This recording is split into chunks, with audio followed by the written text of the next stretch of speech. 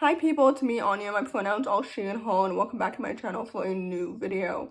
I'm not quite sure if this is really the right time to be posting this video, but honestly, I don't really pay attention to what's trending on BookTube, because if I did, I certainly would not be posting all of these diverse book recommendations all the time, and I would be posting more white, straight, heteronormative, romantasy books. You know what I mean? But anyway, all that to say, I hope that this video helps diversify your bookshelf, and without any further ado, the first book on this list is called Their Vicious Games. This story is a YA contemporary thriller following a young black main character who's entering into a high-stakes tournament where the stakes are life or death.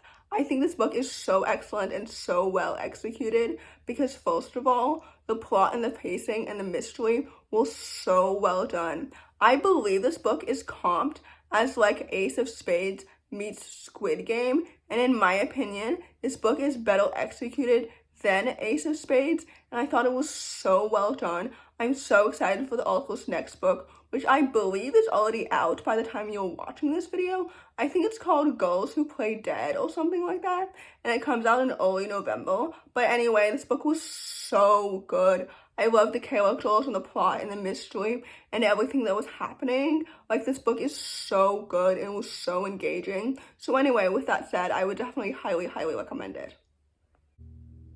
The next book on this list is called Blood in the Water. This story is a middle-aged contemporary thriller following a young main character who's basically investigating a mysterious murder.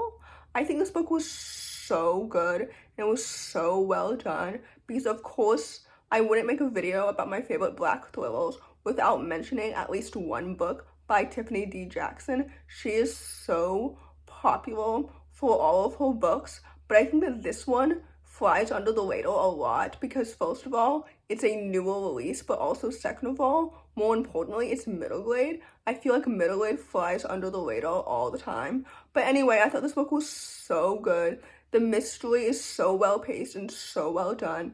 I loved the characters and the family dynamics and the fish out of water aspect because the main character is like on vacation basically, and she doesn't really recognize nor is she familiar with the setting, which means that I'm not familiar with the setting either, and I'm learning about it through her eyes, which I think is so fascinating, and it's so well done. I don't know why I just explained what fish out of water means, but anyway, I thought this book was so good and so well done.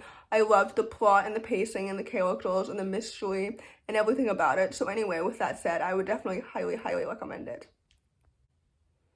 The next book on this list is called Everyone's Thinking It. This story is a YA contemporary thriller following two Nigerian cousins who get swept up in a school-wide conspiracy. I think this book is so good. First of all, one of the cousins is bisexual, so there is some queer representation in this book, and I thought it was so well done and so good. Both cousins are both so well developed individually, and I love their dynamic together too. The plot and the pacing and the mystery were so well done and so good. I think this book is so underrated, and I'm so excited for the author's next book next year, which I think has a historical setting, or maybe I'm just assuming that based off of the recent cover. But anyway, this book was so good. I love the characters and the plot and the mystery and everything about it. Like, this book is so underrated, and I know I say that at least once in every single one of my videos, but seriously, this book is so good, and I really enjoyed it so much. So anyway, with that said, I would definitely highly recommend it. The next book on this list is called Bad Things Happen Here. This story is a YA contemporary thriller following a young black sapphic main character who's determined to solve her sister's murder, and it's set in a small town where girls often go missing or die frequently, which sounds really sad. But this book was so good and it was so well executed. I loved the plot and the pacing and the mystery and the queerness and everything about it. I think this book is so unbelievably underrated, and I think it's so excellent. Like, that's one of the reasons why I keep pushing it and recommending it on Book Talk, which, by the way, I will always prioritize BookTube over Book Talk in case you were interested. But anyway, this book was so good and so well done. I loved the sister relationship. I love the queerness. I love the blackness. I love the characters, the plot and the pacing and the mystery and everything about it. I think this book is absolutely so fantastic and it's so good. So anyway, with that said, I would definitely highly, highly recommend it. The next book on this list is called Off the Record.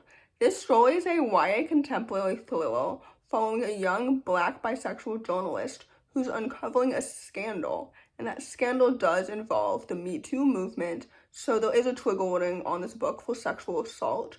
And I do understand that thriller is a loose word here concerning this book, but I absolutely love this book so much, and I should talk about it more, so obviously I found a way to put this book in this video. Anyway, I think this book is so good, and it's so excellent.